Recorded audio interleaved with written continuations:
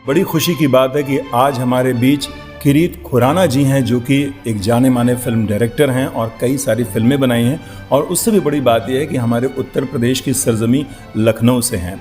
आज उनसे हम लंबी गुफ्तगू करने वाले हैं और इस गुफ्तगू में हमारा साथ देंगे हमारे मित्र राजीव जी। नमस्कार सर, आपको बहुत बहुत स्वागत है।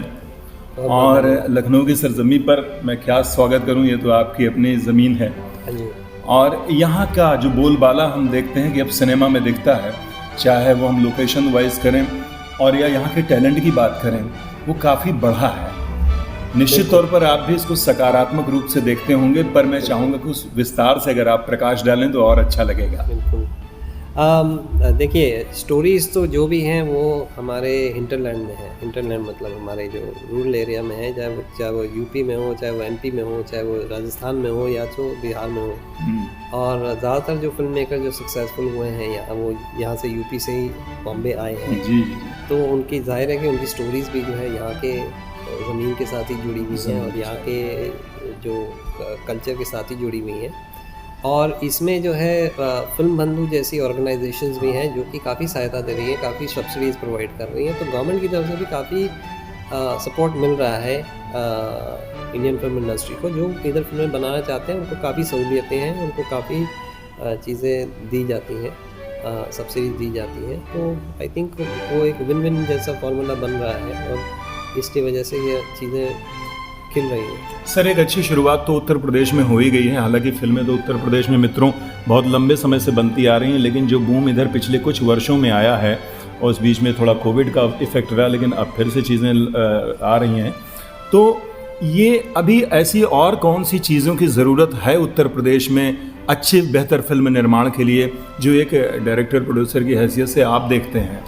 देखिए, अभी तो जो फिल्में जो आ रही हैं वो इधर शूट हो रही हैं पर बन रही हैं बॉम्बे में। मतलब उनका निर्माण जो है वो बॉम्बे में हो रहा है और उनका आइडिया और उनका पूरा स्क्रिप्टिंग वगैरह भी बॉम्बे में हो रहा है और साथ में कास्टिंग भी बॉम्बे में हो रही है। तो बॉम्बे में जो एक दो तीन चीज़ों की बहुत सहूलियत है। एक तो ये कि जो सारे टेक्नीशियन हैं जो हमारे पास बॉम्बे में, जो कई सालों से मतलब 50-60-70 साल हो गए अभी, तो वहाँ से जो बॉम्बे की जो इंडस्ट्री है उसमें जो टेक्नीशियन हैं जो इधर से भी आते हैं और कई और प्रदेश से भी आते हैं, वो काफ़ी होनहार हैं। और यहाँ पर अगर इंडिपेंडेंट इंडस्ट्री शुरू करनी है तो उसके लिए हमको एक फिल्म इंस्टीट्यूट का निर्माण करना होगा, जो कि आपको डायरेक्शन, प्रोडक्शन, उसके सारे पहलुओं के बारे में सिखाए और अच्छे से सिखाए कि वो एकदम प्रोफेशनल लेवल पे सिखाए। क्योंकि अभी तो चीज़ें बहुत ऊपर जाते जा रही हैं, मतलब इंटरनेशनल होते जा रहा है सब कुछ। तो ऐसा कुछ रहे नहीं कि भाई ये इंडियन फिल्म है या इंटरनेशनल फिल्म है। अगर आप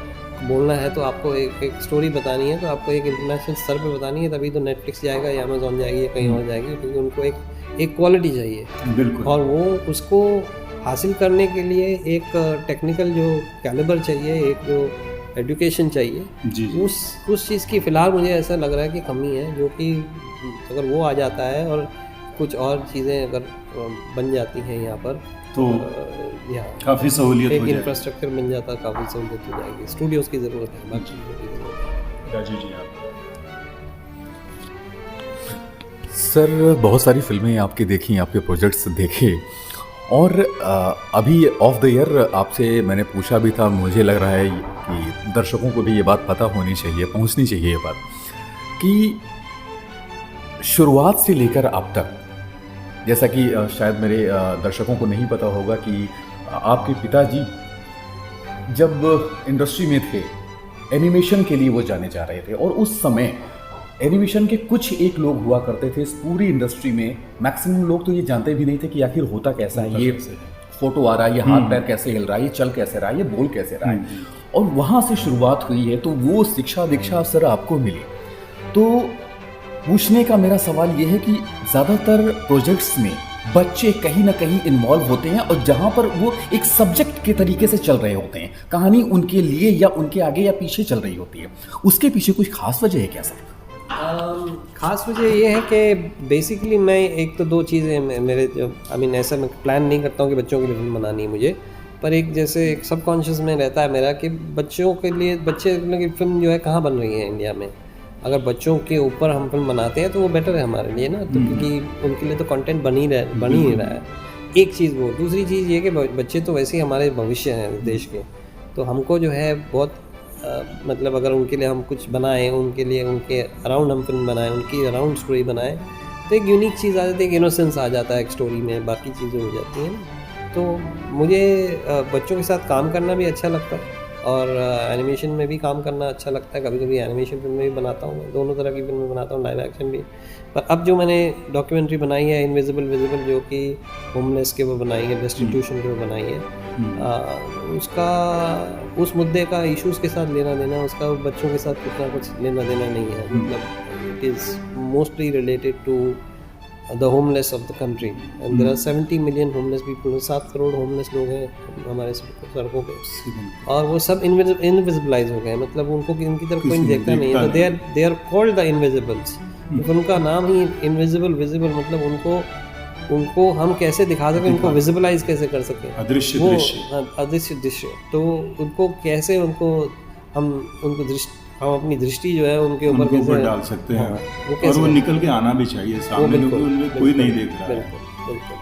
एक सवाल मन में आता है कि विद्या बालन जी का एक डायलॉग है कि फिल्मों के लिए 3 चीज़ें ज़रूरी हैं, एंटरटेनमेंट, एंटरटेनमेंट एंड एंटरटेनमेंट। ठीक है, ये 3 चीज़ें फिल्मों के लिए ज़रूरी हैं, लेकिन फिल्में के लिए जो फिल्मों का एक असर हमारे समाज पर पड़ता है, इसलिए फिल्मों के लिए अन्य क्या चीज़ें ज़रूरी हैं आपके नज़रिए से? मैं ये नहीं जानता हूँ, मैं नहीं ये मानता हूँ ज़रूर कि पहला जो मुद्दा होना चाहिए, जो क्राइटेरिया जो फिल्म को फुलफिल करना चाहिए, वो है एंटरटेनमेंट। पर फिल्में सिर्फ एंटरटेनमेंट के लिए हों ऐसा नहीं है। उनमें अगर कोई मैसेज हो, अगर उनको सोसाइटी में चेंज ला सकें, अगर एंटरटेनमेंट में हम भी देखते हैं कि ऐसी कई फिल्में आई हैं जिसमें बहुत कुछ बदतमीज़ी, बहुत कुछ बेकार के आइटम नंबर, ये वो बाकी सब चीज़ें, काफ़ी चीज़ें डाली जाती हैं जो हमारी संस्कृति या सभ्यता है, वो लेना देना कुछ नहीं है उसका। और ये सब चीज़ें जो हमारे नेशन को करप्ट करती हैं, हमारे यूथ को करप्ट करती हैं, तो मैं उन चीज़ों को तो बिल्कुल बिलीव नहीं करता हूँ कि entertainment for the sake of entertainment. और क्योंकि बच्चे इतने इम्प्रेशनेबल हैं और लोग इतने इम्प्रेशनेबल हैं, क्योंकि फिल्म हमारे लिए दुनिया, हमारे को लगता है कि फिल्म स्टार है मतलब वो गॉड है, जैसे मानते हैं ना, इतना देखते हैं, इतनी भीड़ जाती है जब ये कोई एक्टर आता है। तो इस तरह का अगर आप देखते हो कि इस तरह का फैन फॉलोइंग हो इनके पास, इस तरह का उनके पास पावर हो, इस तरह का इन्फ्लुएंस हो सोसाइटी के ऊपर, और फिर ये इस तरह की फिल्में साइन करते हैं, इस तरह की फिल्में बनाते हैं, I think it is very irresponsible. I think films are meant to improve society, to empower society. They are also meant to ask questions, के प्रश्न पूछने चाहिए। Correct. और चीज़ों को आगे बढ़ाना चाहिए। हम में देवता भी बैठा हुआ है और हैवान भी बैठा हुआ है। आपने जिसको पुकारा वो बाहर निकलेगा। आपने जिसको पुकारा वही बाहर निकलेगा। तो दोनों चीज़ें हमारे में, ऐसा नहीं है कि मैं किसी का खून नहीं कर सकता हूँ जाके, मैं वो भी कर सकता हूँ, मैं वो भी कैपेबिलिटी है। और ये भी है कि मैं भगवान भी बन सकता हूँ, मैं देवता भी बन सकता हूँ, ये दोनों कैपेबिलिटी है। तो आपने किसको आपने इन्वोक किया अंदर अपने, वो इम्पोर्टेंट है। और वो फिल्म्स के थ्रू हम लोग जो, अगर हम वो नैरेटिव सेट कर सकें तो वो कितना अच्छा होगा हमारे लिए, देश के लिए। बिल्कुल सही, बहुत अच्छी बात कही है कि इन सब चीज़ों का खंडन होना चाहिए। और चूँकि इस फिल्में हमारी समाज में जाती हैं, तो समाज में सही दिशा निर्देशन, सही गाइडेंस दे सकें, ये भी जिम्मेदारी फिल्म मेकर्स की है।